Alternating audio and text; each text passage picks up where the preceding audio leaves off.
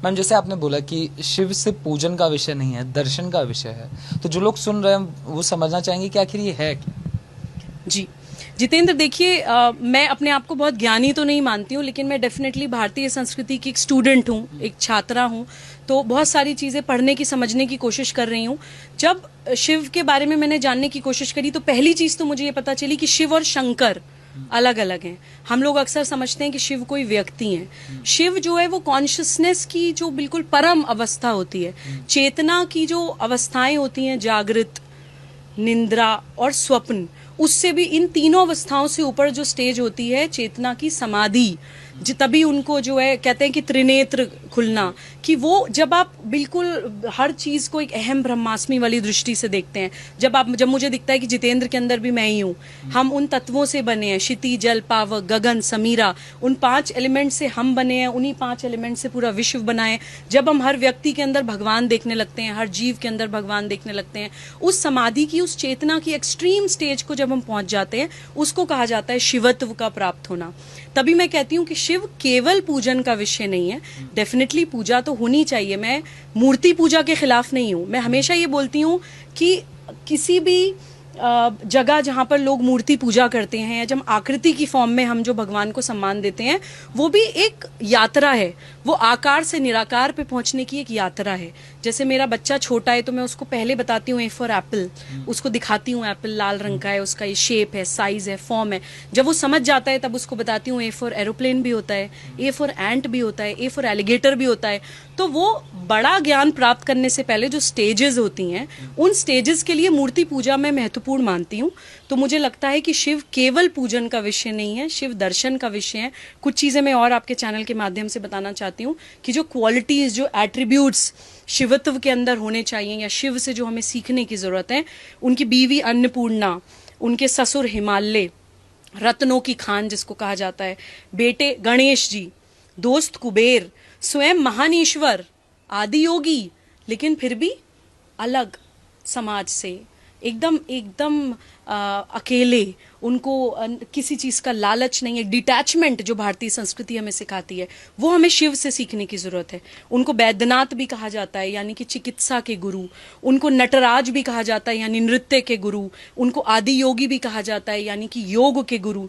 In fact हमें तो इस चीज से शायद ज्यादा भारतीय लोग कनेक्ट कर पाएंगे कि श्री राम के भी गुरु हैं शिव, क्योंकि रामेश्वरम में श्री राम ने खुद शिवलिंग स्थापित किया था, जो आई थिंक जिन 12 ज्योतिर्लिंगों का मैंने जिक्र किया, उन 12 ज्योतिर्लिंग में से एक रामेश्वरम का ज्योतिर्लिंग है।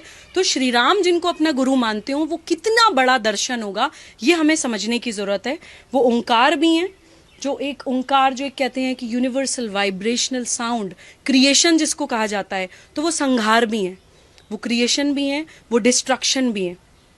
उनके जो गण कहा जाता है, जो आसपास के लोग हैं, वो भूत, प्रेत, पिशाच, यानी समाज से जो त्याज्य लोग हैं, जिनको कोई अपने आसपास भी नहीं रखना चाहता है, उनको वो अपने साथ लेके चल रहे हैं। तो ये भी भारतीय संस्कृति का एक दर्शन है कि हमारी संस्कृति में किसी को त्याज्य, या किसी को अवर्ण, या तुम छोटी जाति के हो, तुम पास मत बैठो, तुम्हें छुआ नहीं जाएगा, ये भारतीय संस्कृति का दर्शन नहीं है। तो ये भी हमें शिवत्व सिखाता है।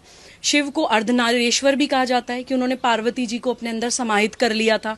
तो वो जो मेल फीमेल एनर्जी से पूरा यूनिवर्स बना है, जिसको यिन यांग भी कहते हैं बहुत से कल्चर्स में, या बहुत अलग अलग शब्द उनको दिए गए हैं, वो अर्धनारेश्वर का भी प्रिंसिपल हमें शिव सिखाते हैं।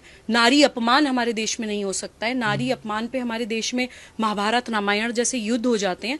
ये सारी चीजें हमें दर्शन, जितने भी हमारे इतिहास हैं, हमारे शास्त्र हैं, हमारे भगवान हैं, या हमें जो भी पूजा पद्धतियां बताई जाती हैं, वो एक प्रोसेस है हमें उस महान दर्शन को सिंपल तरह से समझाने के लिए। उन एट्रीब्यूट्स को, उन क्वालिटीज को हम अपने अंदर आत्मसात कैसे करें, ये सिखाने के लिए ये हमारी भारतीय संस्कृति के दर्शन है।